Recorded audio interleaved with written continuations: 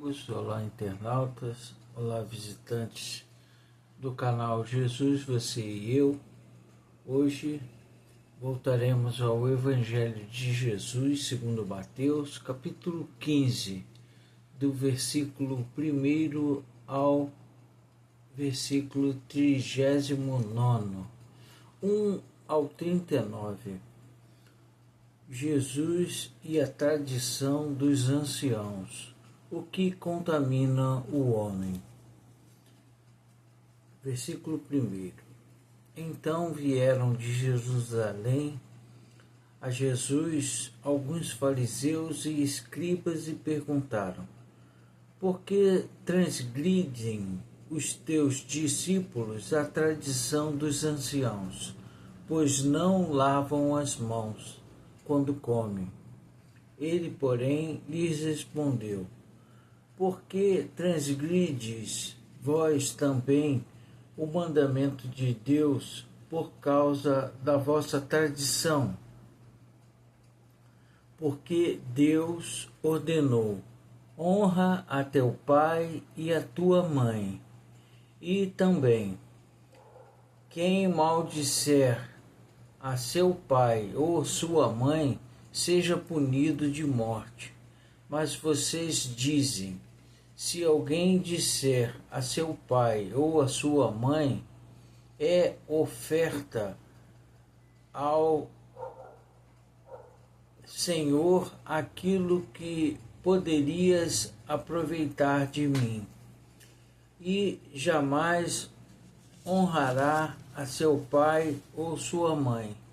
E assim invalidastes a palavra de Deus por causa da vossa tradição. Hipócritas, bem profetizou Isaías a vosso respeito, dizendo: este povo honra-me com os lábios, mas o seu coração está longe de mim, e em vão me adoram, ensinando doutrinas que são preceitos de homens. E tendo convocado a multidão, lhes disse: ouvi e entendei. Não é o que entra pela boca o que contamina o homem, mas o que sai da boca. Isto sim contamina o homem. Então, aproximando-se dele, os discípulos disseram: sabes que os fariseus, ouvindo a tua palavra, se escandalizaram? Ele, porém, respondeu: toda planta que meu Pai Celestial não plantou será arrancada. Deixai-os, são cegos, guias de cegos. Ora, se um cego guiar outro cego, cairão ambos no barranco. Então lhe disse Pedro: explica-nos a parábola. Jesus, porém, disse: também vós não entendeis ainda? Não compreendeis que tudo o que entra pela boca desce para o ventre e depois é lançado em lugar escuso? Mas o que sai da boca vem do coração, e é isso que contamina o homem, porque do coração procedem maus desígnios, homicídios, adultérios, prostituição, furtos, falsos testemunhos, blasfêmias. São estas as coisas que contaminam o homem, mas o comer sem lavar as mãos não o contaminam. Jesus aqui, meus irmãos, já estava falando das manias, né? Das repetições que até hoje existem. E deixou muito claro que o mal é o que sai da boca do homem, porque vem do coração. Versículo 21. A mulher cananeia.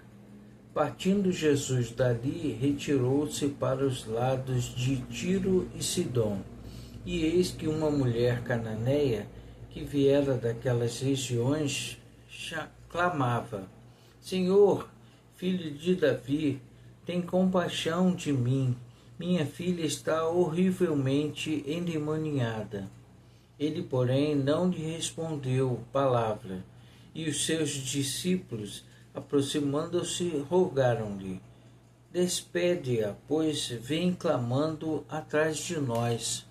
Mas Jesus respondeu: Não fui enviado senão as ovelhas perdidas da casa de Israel. Vou repetir, versículo 24.